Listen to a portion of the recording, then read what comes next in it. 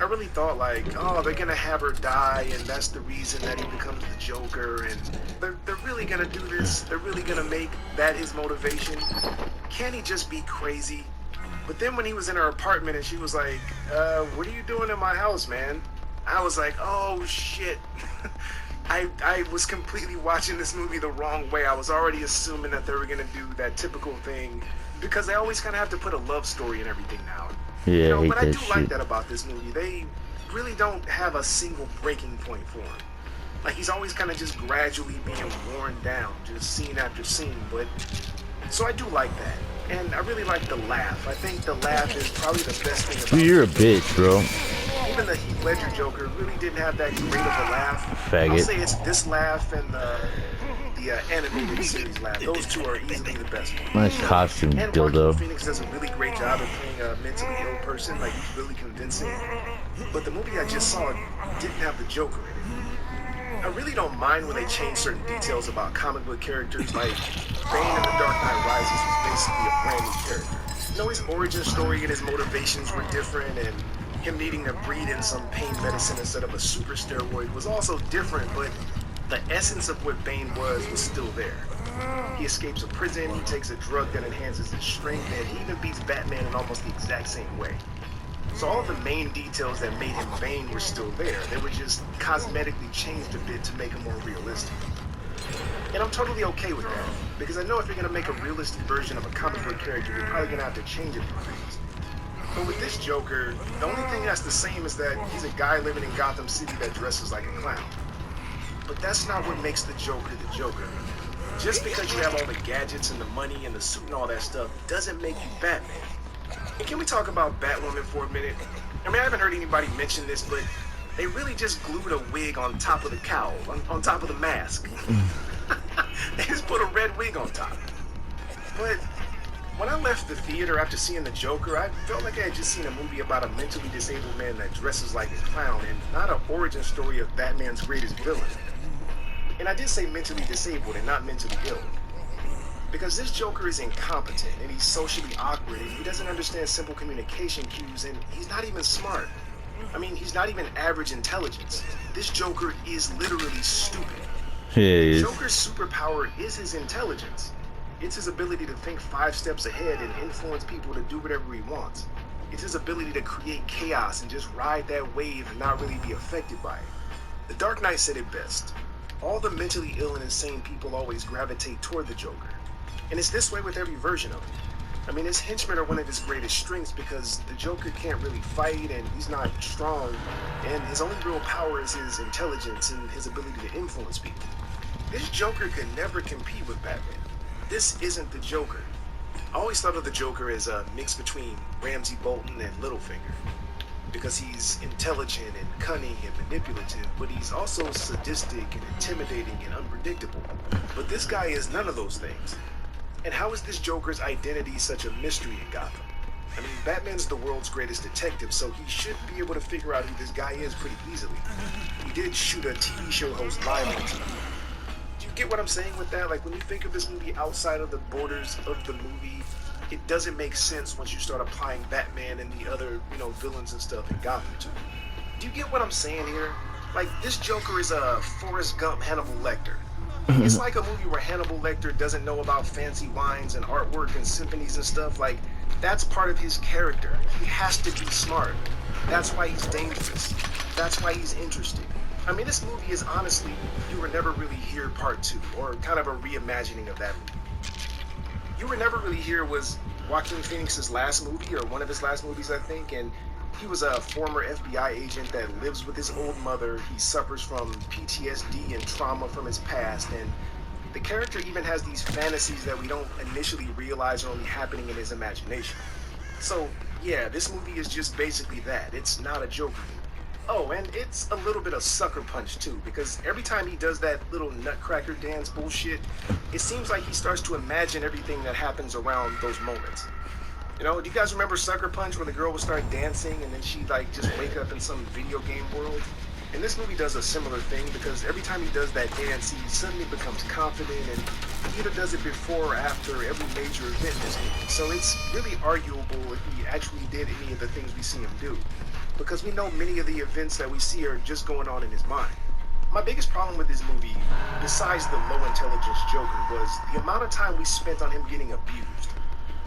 From the very beginning of the movie when they took his sign, I was already ready for him to do some Joker stuff right there, but we had to see every painful detail about this guy's pathetic ass sad life, and it was like, okay, I get it, he's a loser, he's awkward, but let's see some Joker level scheming or some glimpses into his ability to create chaos or something. But no, we just get an hour and a half of him getting beat up and insulted and humiliated, and we get to see all his pathetic fantasies, and I just really didn't enjoy the experience.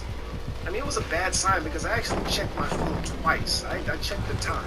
And that's a bad sign when I'm watching a movie like this and I'm actually wondering what time it is. I should be lost in the movie, but I just wasn't. And I've seen some reviews already that are saying that the third act was really good, but it never actually turns into the Joker. I hope you get what I'm saying. That's my problem with this movie, is that this is not the Joker. It was like he would almost get there. He would do something and I would think, okay, here it is. The switch has officially been turned on, but then he goes right back to being stupid after that. And Yeah. never threatening or scary, and I never really feel afraid for anyone when he's around. I always just feel like maybe he's just fantasizing, right? I'll just say it like this. Jared Leto's Joker was more intimidating than this. I don't know why everyone hates this Joker. I mean, he honestly embodies more of a comic accurate Joker anyway. Because he was so random and chaotic, and he always seemed unstable and unpredictable. You know, that's what the Joker is. He's the embodiment of controlled chaos. Jared Leto's Joker is a lot like the Arkham games version of Joker. And I think if everyone just judged his character and not the overall movie, you'd see that he's a really good version of the Joker. I mean, he's more of a comic-style Joker.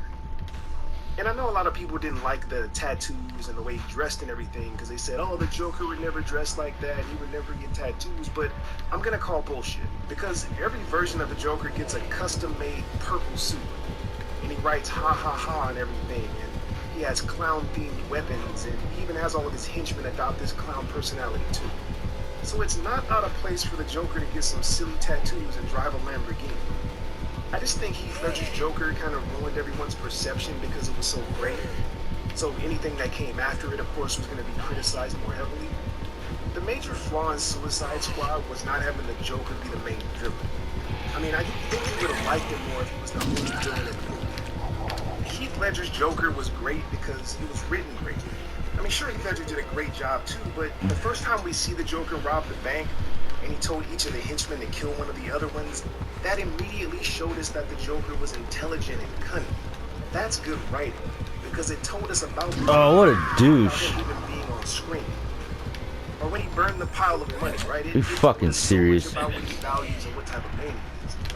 And that Fight Club ending really made me take a look back at every scene and ask if any of this stuff happened at all. Fuck. I mean, think about Go. the first thing we see when the kids take What a the sign. talented piece Did of those shit. kids really steal that sign? Or did he just imagine it and run down the alley and fall?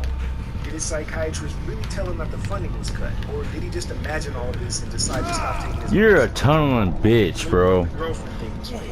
You ain't That shit. Thomas Wayne bathroom You gotta scene, tunnel the whole that was game, fake, bro. too. Yeah, that Thomas Wayne bathroom scene was all in his imagination. He wakes up and goes downtown to a theater that Thomas Wayne is in. He sneaks in, he finds a convenient bellhop outfit, and as soon as he sees Thomas Wayne in a packed theater, he gets up and goes to a completely empty bathroom. But that's not why I know it's fake. After Thomas Wayne punches him for no real reason, he leans over with both of his hands on the sink, and he's in the bathroom for a minute in that position, and then we get a really hard cut to him in his apartment in that exact same position. So all of this was just in his mind, because when I started looking at the details, he had the bellhop outfit on, but as soon as he comes into the bathroom, he's back in his regular outfit. So now I'm wondering if the guy really gave him a gun, or did he just get it somewhere else?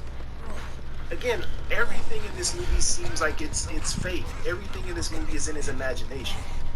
And the trailers made it seem like the clown masks were all like his henchmen. You know, because we normally see Joker with a bunch of henchmen dressed up like clowns and stuff, but he isn't even the cause of this riot. Because as I said, you start to go back and ask, did any of this stuff actually happen? Did he actually go on the talk show and kill the guy?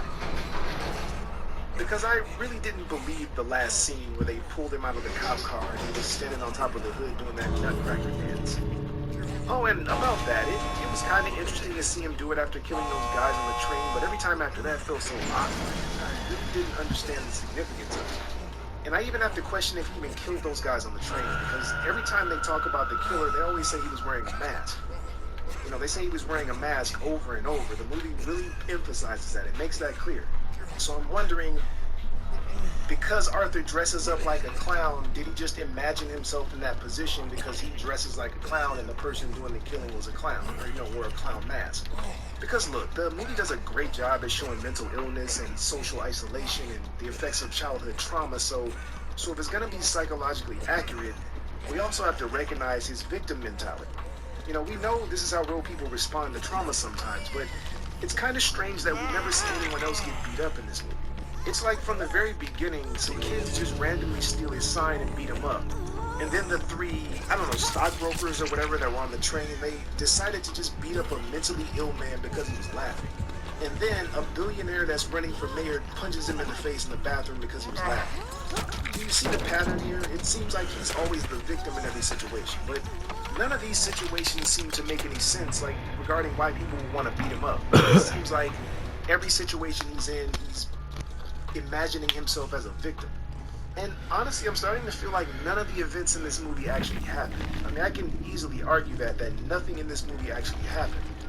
So I am kind of confused on what the point of this movie is. It's like, okay, a mentally ill guy has fantasies about being in control and not being a victim, but how is that the Joker? I hope you all still get what I'm saying, is that at no